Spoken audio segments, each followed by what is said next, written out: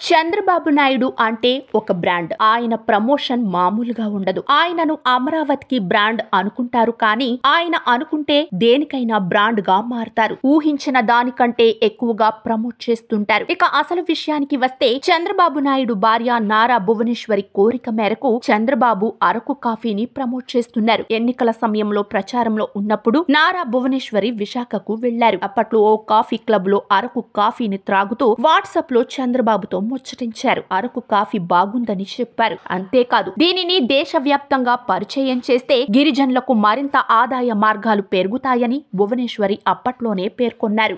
ఆ తర్వాత దీనిపై చర్చ రాలేదు. కానీ సీఎం అయిన తర్వాత చంద్రబాబు తనను ఎవరు కలిసినా తాను ఎవరిని కలిసినా వెంటనే 6 అరకు కాఫీ బాటిళ్లు ఉన్న ఒక అందమైన ప్యాక్ ను వారికి కానుకగా ఇస్తున్నారు. సాధారణంగా ఎవరైనా గెస్టులు వస్తే వారికి సాలువా కప్పి ఏదైనా మెమోంటోను వారికి అందించడం ఆనవాయితీ. అయితే గత 6 మాసాలుగా చంద్రబాబు ఎవరు తనను కలిసినా అరకు కాఫీ ప్యాక్ ను చేతిలో పెడుతున్నారు. ఇటీవల ప్రముఖ ప్రవచనకర్త చాగంటి కోటేశ్వరరావుకు కూడా ఇదే ఇచ్చి సత్కరించారు. 2 రోజుల కిందట జపాన్ నుంచి ప్రతినిధి బృందం పెట్టుబడుల కోసం విజయవాడకు వస్తే అధికారులు కూడా సీఎం ఇమ్మన్నారంటూ అరకు కాఫీ ప్యాక్ ను అందించి సత్కరించారు. ఇక చంద్రబాబు ఎప్పుడు ఢిల్లీ వెళ్లినా తన వెంట ఇలాంటి 10-15 అరకు కాఫీ గిఫ్ట్ ప్యాక్లు తీసుకువెళ్తున్నారు. తాజాగా ప్రధాని నరేంద్ర మోడీని కలుసుకున్న సందర్భంగా కూడా Chandrababu Araku coffee gift pack నే మోదీ చేతిలో పెట్టారు. అదే విధంగా కేంద్ర మంత్రులకు కూడా ఇవే ఇచ్చారు. సహజంగా వెంకటేశ్వర స్వామి ప్రతిమలు